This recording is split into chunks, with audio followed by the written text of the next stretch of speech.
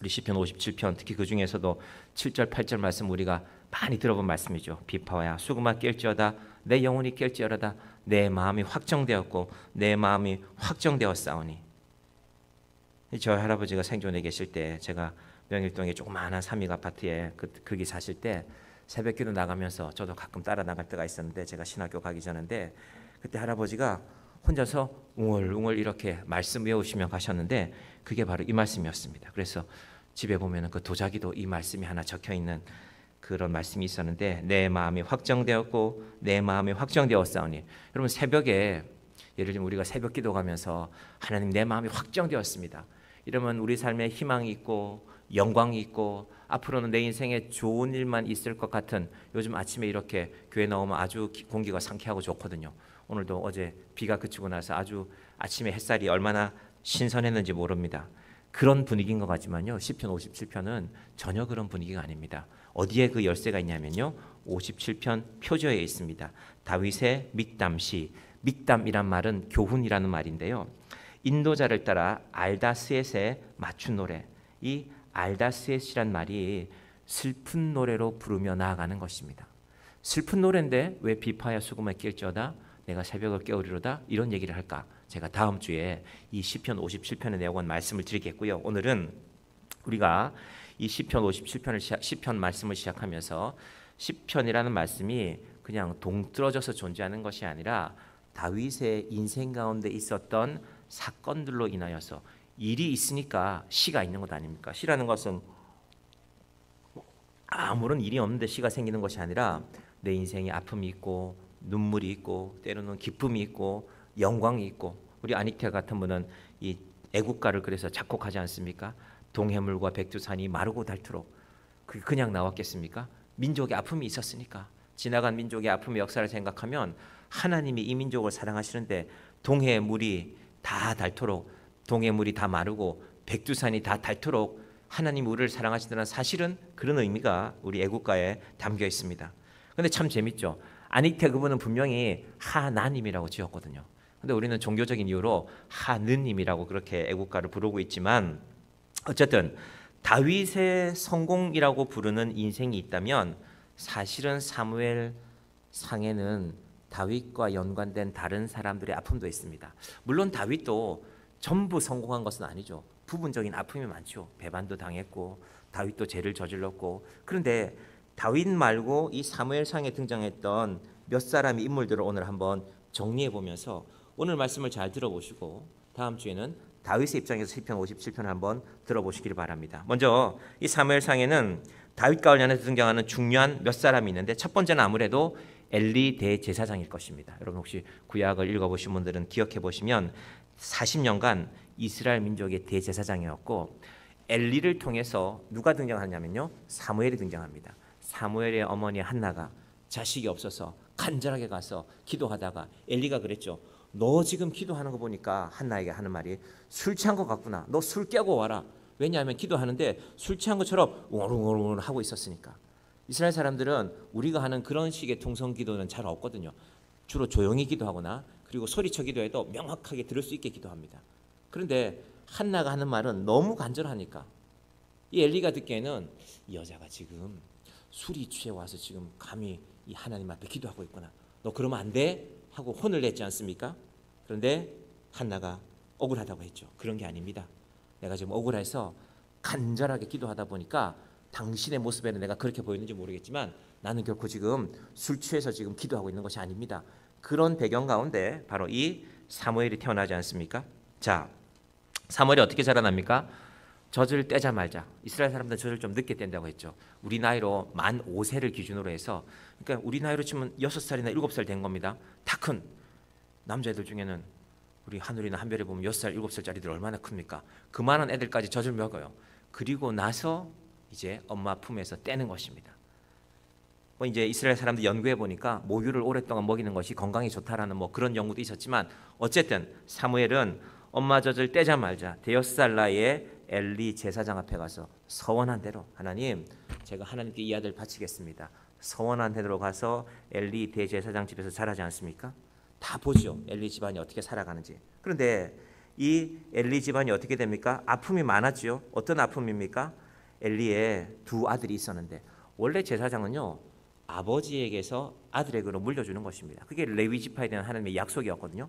근데 이 엘리 제사장의 아들들은 어떤 잘못을 잘못했습니까? 하나님 앞에 드리는 고기를 자기 마음대로 빼앗아서 먹고 그리고 성전에서 이 성전을 돕는 이 여인들과 동침하는 그런 나쁜 죄를 많이 저질렀습니다. 어린 사무엘이 이걸 다 보고 자란 겁니다. 야, 그러면 사무엘은 어떤 생각을 했을까요? 아, 저러면 안 되는데. 저 엘리 집안의 엘리 제사장의 저 아저씨들일 겁니다. 나이 차이가 많이 났을 거예요. 저 제사장 아들들, 저 아저씨들이 저러면 안 되는데 하고 자랐겠죠. 그러면 사무엘의 아들들은 그렇지 않았어야 되겠죠. 그런데 안타깝게도 사무엘도 그렇지가 못했습니다. 참 이상하죠. 어려서부터 하나님 앞에 그렇게 경건하게 자란 사무엘인데 쉽지 않은 것입니다. 사무엘의 자녀에 관한 이야기가 사무엘상 8장에 나오는데요. 한번 띄워주시겠어요? 8장 1절, 2절, 3절. 여러분 눈에 글자가 보이시면 한번 읽어보십시다. 읽으실 수 있겠죠? 시작. 사무엘이 늙음에 그의 아들들을 이스라엘 사사로 삼으니라.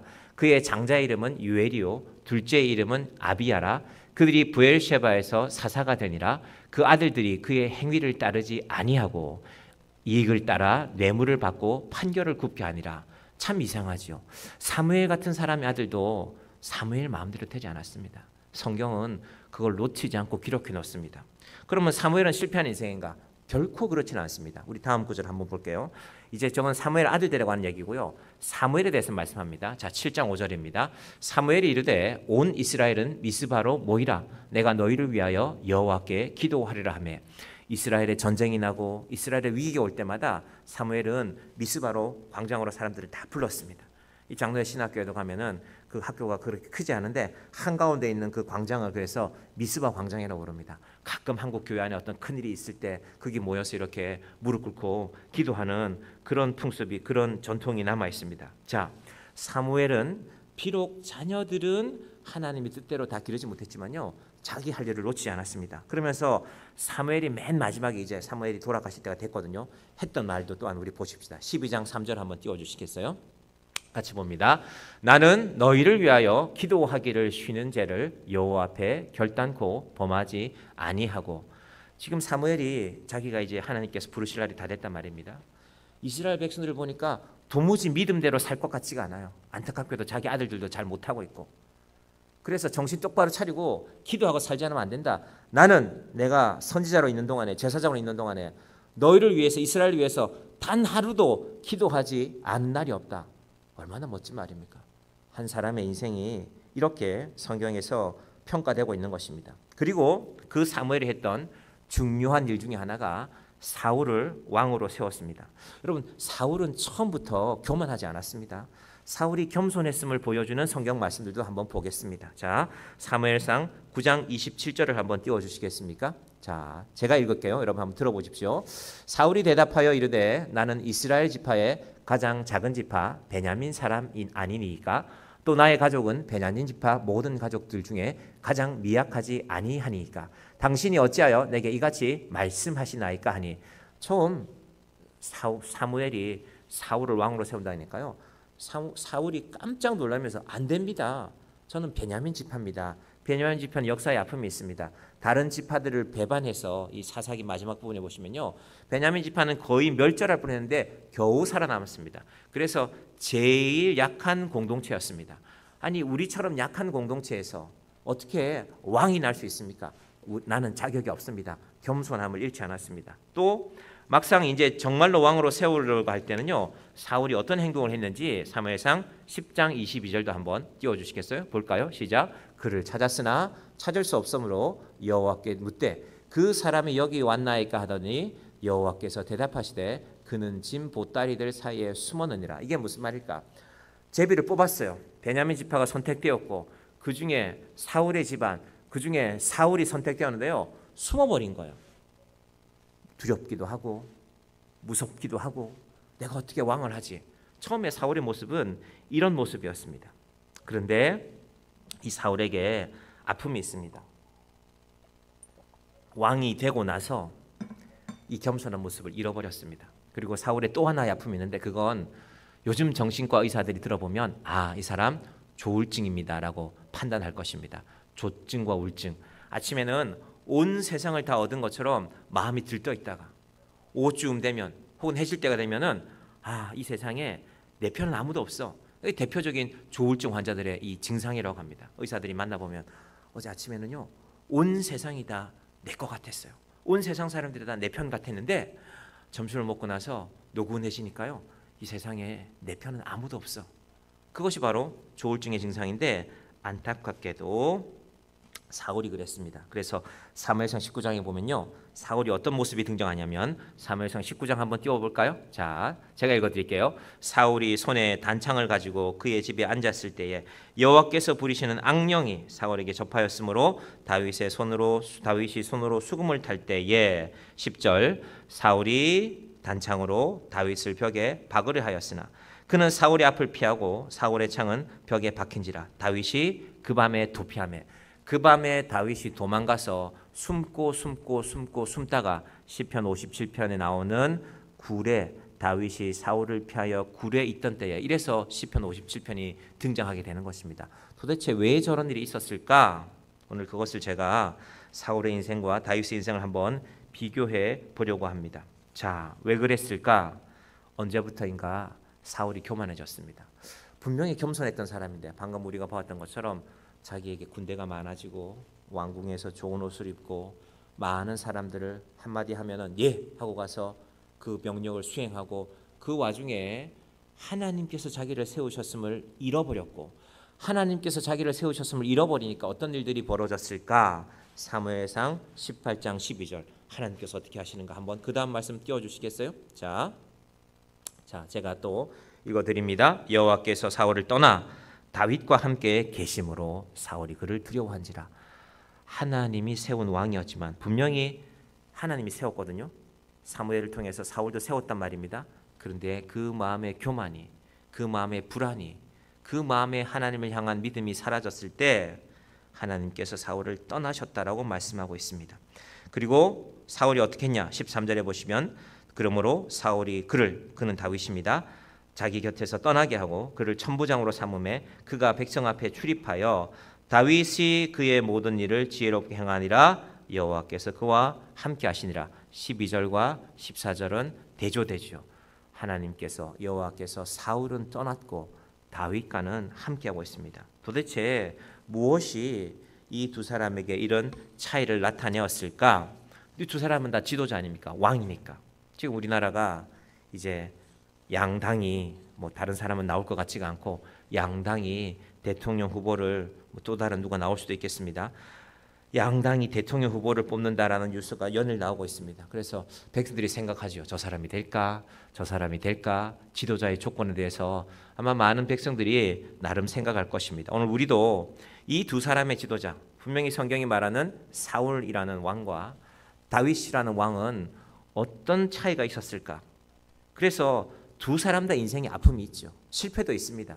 그러나 하나님은 다윗을 그리고 다윗의 혈통에서 예수님을 태어나게 하시는 그 이유가 무엇일까 한번 잘 찾아볼 수 있기를 바랍니다. 언제부턴가 우리 이 귀에 많이 들린 말인데요.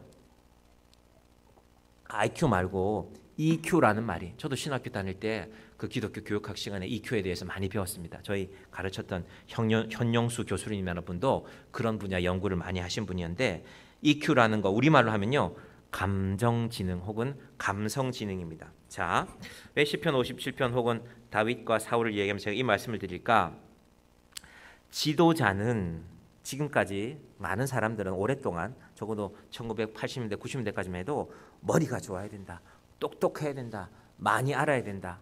우리 판사나 검사하는 분들은 잘 외운 사람들 아닙니까? 그래서 그 법문 몇 조 몇 항에 보면 이렇게 되어져 있고 그 두꺼운 책들을 열심히 공부해서 시험 친 사람인데 IQ가 좋은 사람이 주로 이제 세상에는 좋은 자리에 높아지기가 쉽죠. 그런데 이 다니엘 골만이라는 사람을 중심으로 미국의 심리학 교수들이 미국의 기업가들을 조사하기 시작했어요. 저 사람은 왜 성공했을까? 저 기업은 왜 저렇게 잘 되었을까라고 생각해 보니까 머리가 좋고 똑똑한 사람들이 아니라 IQ가 좋은 사람들이 아니라 EQ가 좋은 사람들. 그러면서 통계를 내기 시작했어요. 그러면 이제 그 사람이 지능검사한 IQ가 나올 거 아닙니까? 어떤 회사 예를 들면 나이키, 뭐 스포츠 회사들도 조사했고 또 컴퓨터 회사들 조사했고 많은 기업들이 CEO를 조사해서 통계를 내보니까 오랜 시간이 걸렸는데 결론은 이랬습니다. 한 기업의 리더가 어떤 면이 뛰어나야 그 기업이 성공하는가 하고 조사를 해봤더니 IQ, 머리가 좋은 사람이 성공하는 것은 전체 비중에서 20% 정도밖에 되지 않는다. 대신에 EQ, 감성지수, 때로는 직원들을 격려하고 또 잘못된 것은 분명하게 질책하고 그런 감성지수가 뛰어난 기업의 리더들이 80% 정도가 바로 그 가슴에 영향을 받더라. 그들은 가슴이라고 표현하기도 했고 혹은 인간성이라고 표현하기도 했습니다. 그럼 우리는 곰곰이 생각해 보면 사람은 머리가 좋고 공부를 잘하고 그런 사람들이 세상에서 대우받는 것 같지만 사실은 머리가 좋아도 외로운 사람들 많습니다. 똑똑해도 혼자 밥 먹는 사람들 많습니다. 하루 종일 혼자 있는 사람들이 세상에는 뜻밖의 많습니다. 이 다니엘 골먼이라는 사람이 이 부분을 자세히 연구하기 시작했습니다. 자, 그러면서 IQ와 EQ의 또 다른 점을 하나 제시했는데 이게 참 희망적입니다.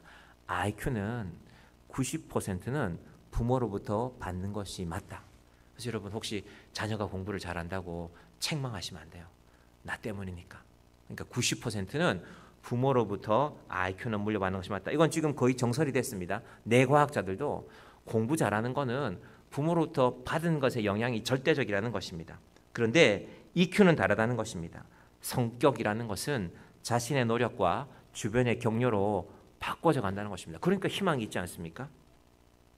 그래서 사실은 오늘날의 미국 교육의 큰 틀은 이 다니엘 골먼이라는 사람이 하버드 대학교 교수인데 하버드 대학교 교육학과가 미국에서 제일 유명하답니다. 뭐 그 학교는 원래 유명하지만 그 학교에서 만든 교육의 틀을 갖고 미국의 많은 학교들이 사용하는데 IQ도 뛰어난 아이들을 고르지만 미국은 영재를 선별하는 기준이 이렇게 발달한 나라지만 그러나 그 큰 틀을 가진 것은 EQ라고 그렇게 말합니다. 자, 이 사람들의 이 EQ를 연구한 사람들이 이렇게 세 가지를 정리했습니다. 감성지수라고 이제 제가 정리할게요. 자꾸 영어 쓰면 우리가 이 껄끄러우니까 감성지수가 좋은 사람들은 감성지수가 나쁜 사람들을 연구했는데 크게 세 가지를 말합니다. 첫 번째는 참을성이 없다는 것입니다. 여러분 혹시 내가 성격이 깔끔한 사람이야. 내가 화는 잘 내지만 그래도 내가 허튼 소리는 하지 않아. 혹시 스스로 그렇게 평가하신다면 EQ가 좋지 않은 감성지수가 나쁜 사람들의 첫 번째 특징은 참을성이 없다는 것입니다. 제가 처음 군대 갔을 때 신병으로 갔을 때 저희 중대의 중대장 이 중대 인원들이 저희는 자동차도 많이 있고 해서 사람은 한 100명 정도 됐어요. 근데 우리 중대장님이 별명이 대포였어요. 대포를 잘 쏜다고 대포가 아니라 아침부터 큰 소리를 시작을 하니까 중대장은 어쨌든 중대에서 제일 높은 사람이고 그분의 말 한마디가 우리의 하루를 좌지우지하거든요. 오늘 이거 해 하면 이거 해야 되는 거라고요. 근데 늘 화가 나가 있어요. 그래서 우리가 별명을 짓기를 늘 화나라고 짓기도 하고 대포라도 짓기도 하고. 근데 이분이 얼마나 심각했든지 하루는 대대 안에 이런 소문이 났어요. 중대장들이 있고 몇 명이 있고 그 위에 대대장이 있는데 대대장이 우리 중대장님을 따로 면담했다는 거예요. 너는 왜 날마다 병사들한테 화를 내냐. 이제 대대장도 그걸 이렇게 살펴봤겠죠. 보통 지휘관을 잘 문책하지 않거든요. 왜냐하면 지휘관에 자존심이 있어야 되기 때문에. 그런데 하도 이 병사들이 주눅 들어 있고 하니까 대대장님이 아마 이 중대장님을 불렀던 것 같아요. 그래서 이제 그게 소문이 나기 시작했어요. 너는 왜 아침부터 항상 큰 소리 치면서 하루 시작부터 큰 소리 치면 병사들이 무슨 사기가 났겠냐라고 해서 이제 그렇게 대대장님이 이렇게 중대장한테 한마디 했더니 중대장이 했던 말은 이거라고 합니다. 병사하고 지휘관들이 하도 이놈들이 말을 안 듣니까 제가 큰 소리가 안 날 수가 없습니다. 그때 대대장님이 한마디 더 하셨대요. 내가 너를 생각하면 하루에 10번은 나한테 전화하고 싶은데 내가 참는다고. 이제 그런 얘기가 소문이 났습니다. 그 뒤에 좀 잠잠해지기는 하셨는데 자, 첫 번째는 참을성이 없다는 것이 감성지수가 나쁜 사람들. 두 번째, 비슷한 얘기 같은데요. 자기 감정을 통제하지 못하는 사람들입니다. 여러분 이 시대가 왜 불안합니까? 세상이 편리하고 세상에 좋은 일들이 얼마나 많습니까? 여름 되면 시원한 에어컨도 나오고 겨울 되면 따뜻한 히터도 나오고 집에도 웬만하면 우리가 틀면은 이 찬물에 손 안 담궈도 따뜻한 물에 이렇게 세수할 수 있는 그런 세상을 살고 있는데 문제는 뭡니까? 편리해졌지만 자기 감정을 통제하지 못하는 사람들이 많아졌기 때문에 소위 묻지마 범죄가 끊임없이 늘어나고 있다는 것입니다. 사람이 어떤 죄를 저지르게 되면, 범죄를 저지르게 되면 이유와 상황이 있어야 되는데, 이런 이유가 있구나, 이 사람이 그것 때문에 억울했구나, 그래, 그 정도는 우리가 참작할 만하지. 법에서도 그건 참작하거든요. 근데 아무런 이유가 없어요. 길가에 지나가는 사람을 돌을 던지고 칼로 난동질을 하고 그런 일이 벌어지고 있는데 왜 그럴까? 사람들이 분노를 참지 못하기 때문입니다. 방금 사울이 어떻게 했습니까? 다윗이 지금 왜 사울에 왔냐면요, 사울 왕이 항상 분노하고 있으니까, 항상 불안해하니까 소위 말하면 음악 치료하러 온 거 아닙니까? 악기를 잘 연주했어요, 다윗이. 그래서 사울이 다윗의 악기를 들으면서 좀 마음이 편안해지고 그런 효과가 있었기 때문에 다윗을 부른 거 아닙니까? 근데 실컷 좋은 음악 듣고 있다가 갑자기 손에 단창, 짧은 창입니다. 길이가 한 50cm 내외의 짧은 창인데 이건 가까이서 던지면 피할 길이 없는 겁니다. 사울이 체격이 좋았잖아요. 키가 보통 사람 하나 더 있었잖아요. 그러니까 190인 한 2m 되는 사람이, 체격이 좋은 사람이 가까운 데서 창을 들고 다윗이 연주해봐야 방 안이니까 거리가 얼마 떨어지지 않았단 말입니다. 얼마나 무서웠겠습니까? 그런 일이, 그 분노를 참지 못하는 것이 바로 사울의 두 번째 모습이었습니다. 분노를 참지 못하는 것. 그러면 화를 잘 내고 분노를 참지 못하면 결과가 뭡니까? 인간관계가 나빠지는 거죠. 주변에 사람이 없는 거죠.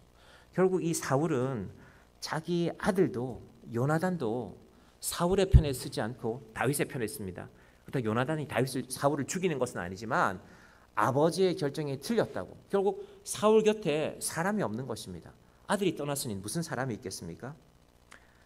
세 번째, 그래서 바로 감정지수가 나쁜 사람들은 인간관계가 나빠진다는 것입니다. 그런데 이 세 가지는요, 자신의 노력과 주위의 환경으로 고칠 수가 있는데, 이 다니엘 고민하는 사람이 그러면 이 감정지수가 떨어지는 사람들을 어떻게 고칠 것인가? 그런데 그 결과를 잘 살펴보면요, 그건 사실 성경에 나오는 말씀 한 구절의 연구를 그대로 따라갔습니다. 그 말씀이 어디냐면 갈라디아서에 있는 말씀입니다. 자, 5장 22절 한번 띄워주시겠습니까? 한번 같이 봅니다. 시작. 오직 성령의 열매는 사랑과 희락과 화평과 오래 참음과 자비와 양선과 충성과 온유와 절제니 이 같은 것을 금지할 법이 없느니라. 여러분 혹시 이 말씀 보면서 제가 그렇게 생각한 적이 있거든요. 저건 성경에 있는 거지.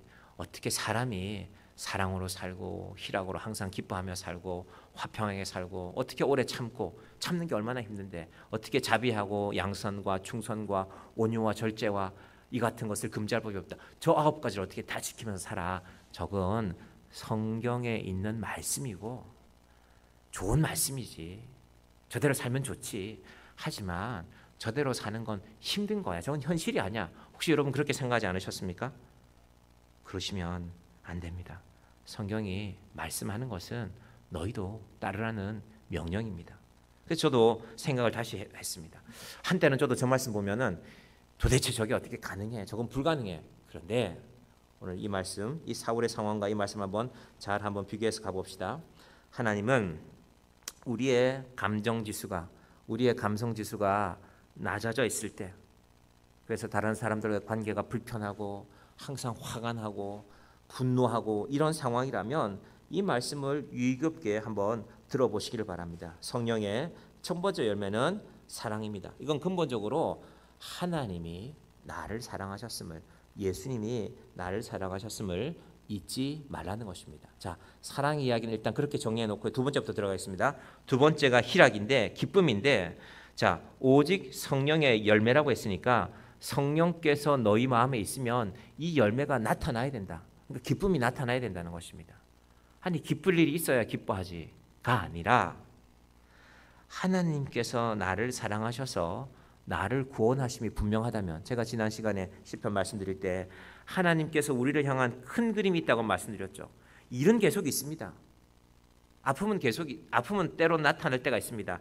그럼에도 불구하고 우리를 향하신 하나님의 큰 그림은 구원의 길, 평화의 길, 기쁨의 길인 것입니다. 그런 의미에서 하나님, 세상에는 이런 일들이 있는데 하나님이 나를 구원하심이 분명하니 나는 기쁨으로 살겠습니다. 좀 무지한 말 같지만, 그래서 항상 기뻐하라는 말 그대로 연결이 되는 것입니다. 이것이 바로 성령의 두 번째 희락의 열매, 기쁨의 열매입니다.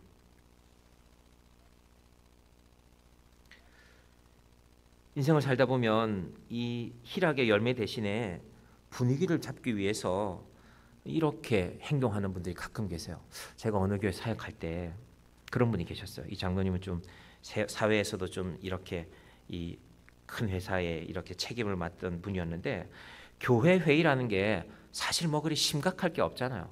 뭐 이번 달엔 이런 일이 있고 지난달에는 이랬고, 뭐 예를 들면 여름에는 이런 행사들을 준비하고 있고, 그렇게 부서들이 모여서 회의하면 되는데, 이분은 아무것도 아닌 것 같은데 그냥 평범한 날인데 특별한 일 이슈도 없는데 분위기를 한번 확 몰아갈 때가 있어요.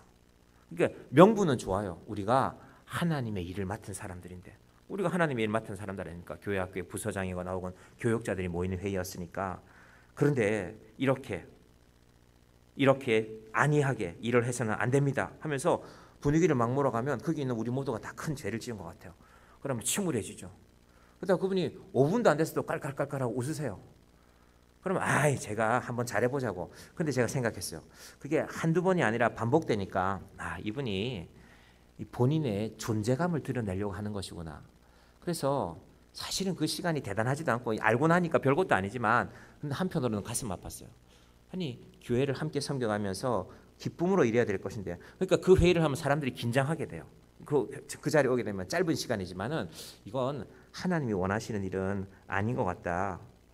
성령의 열매는 사랑과 기쁨으로 시작됩니다. 자, 그리고 계속되는 말씀, 세 번째는 뭡니까? 사랑과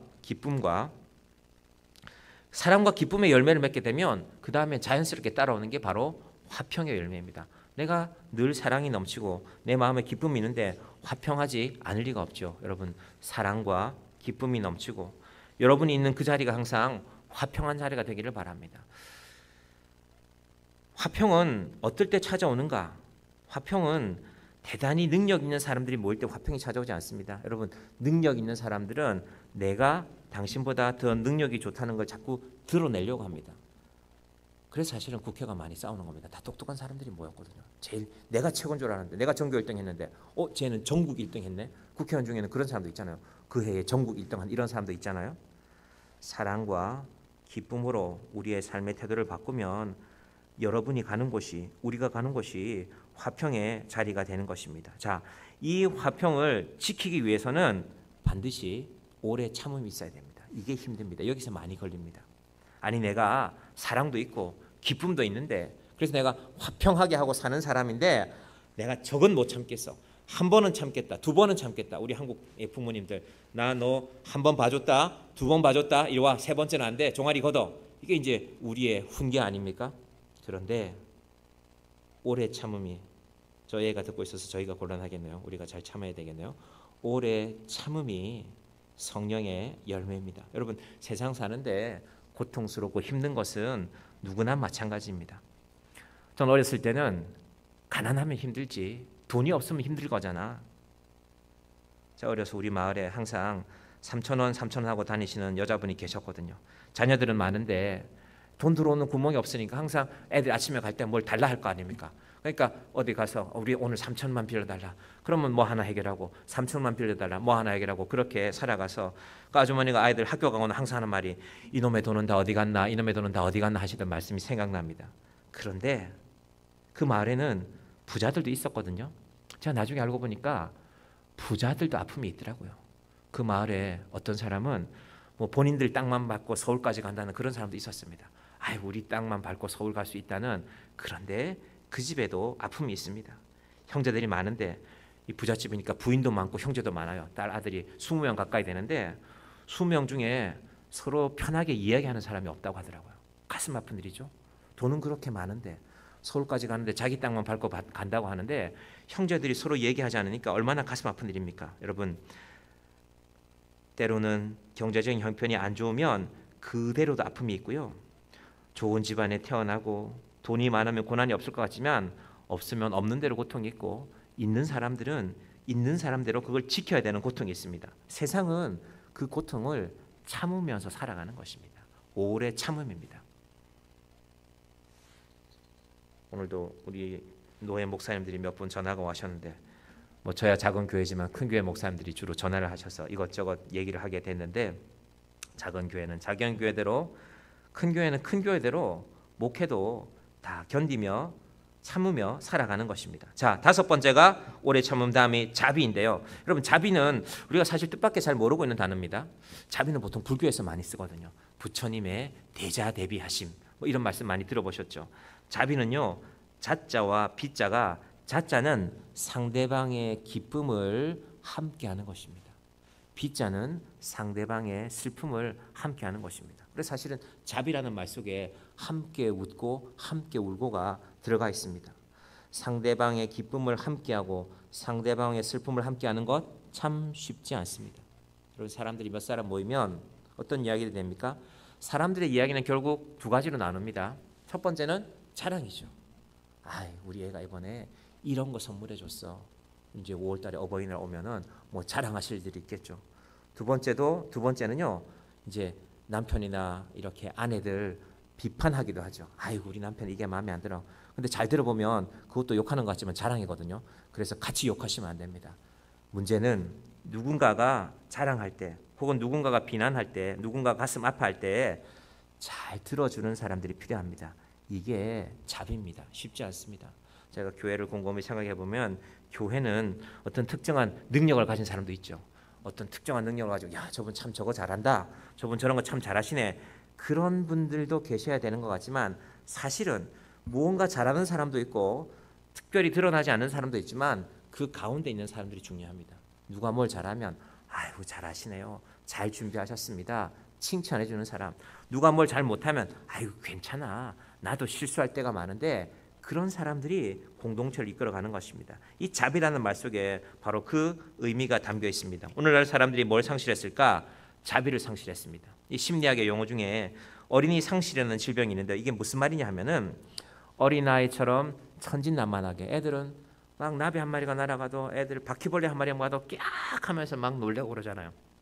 놀랬으니까. 그런데 다른 사람의 기쁨을 보고도 다른 사람의 아픔을 보고도 뭐 그게 뭐가 기뻐 혹은 아픔을 보고도 뭐 그게 슬퍼 나도 슬픈 일 많은데 그게 바로 어린이 상실입니다. 왜 예수님께서 어린 아이와 같은 자에게 천국의 주인이라 그랬잖아요. 그 의미가 여기에 있는 것입니다. 여러분 그래서 저는 하나님께서 우리를 위해서 예비하신 그 영원한 천국에 가기 전에 이 땅에서 우리가 살고 있지 않습니까? 흠이 많고 눈물도 많고 아픔도 많지만 이 땅에서 우리를 어떻게 살게 하셨을까? 바로 이 어린 아이와 같은 마음으로.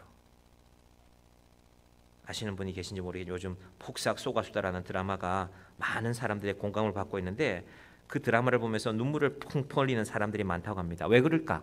주인공들의 연기도 좋지만 제 생각에는 제가 그 드라마를 다 보지는 못했지만 이렇게 유튜브의 장면을 보면요. 조연들이 공감해요.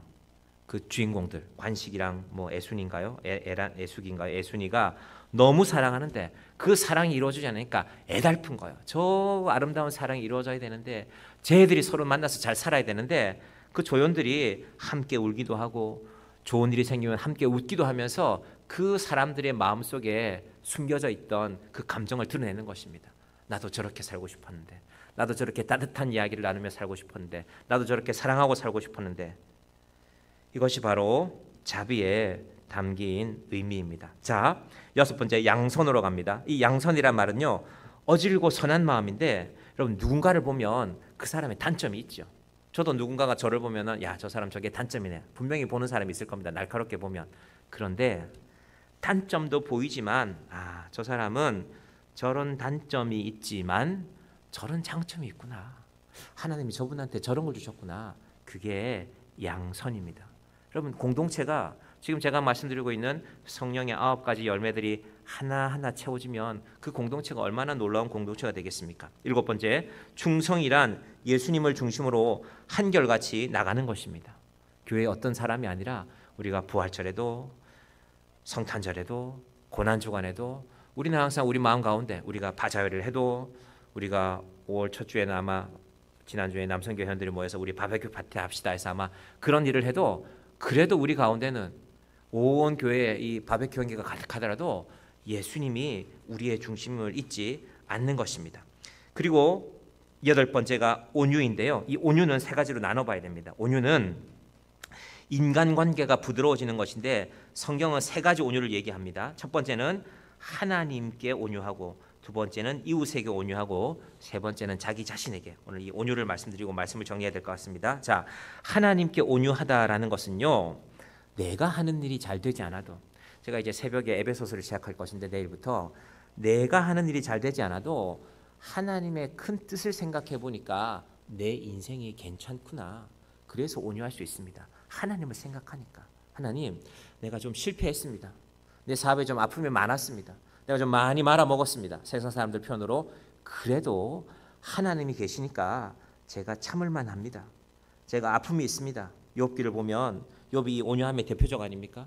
자식을 잃어버리고 몸에 큰 질병이 생기고 살 소망을 잃어버렸는데 그래도 하나님이 살아계시니까 저는 하나님에 대한 믿음을, 하나님에 대한 관계는 깨트리지 않겠습니다. 이것이 바로 하나님에 대한 온유라면, 두 번째는요, 다른 사람에 대한 온유는 무엇일까? 이거 우리가 잘 정리해 놔야 됩니다. 다른 사람에 대한 온유는 내가 힘이 있지만 그 힘으로 복수하지 않는 것입니다. 저는 우리 정치에서도 이게 꼭 실현돼야 된다고 생각합니다. 누군가가 먼저 실천해야 됩니다. 지난번에 너희가 그랬지? 우리가 어떻게 하나 봐라? 그렇게 되면 복수는 항상 더 악랄한 방법을 찾습니다.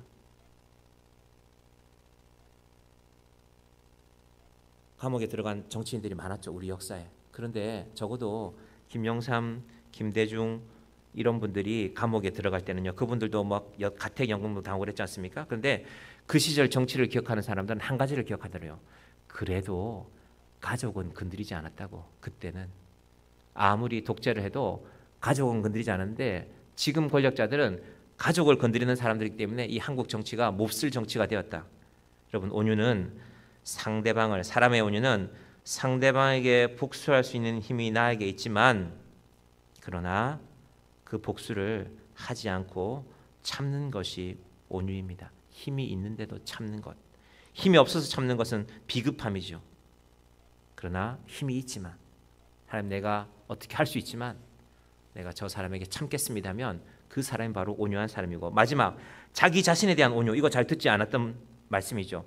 마지막 자기 자신에 대한 온유는 자기 자신을 어떤 경우에도 절제할 수 있는 여유를 두는 마음입니다. 저희 어머니가 가끔 이런 표현을 하세요. 네 돈이라도 네 마음대로 쓰지 마라.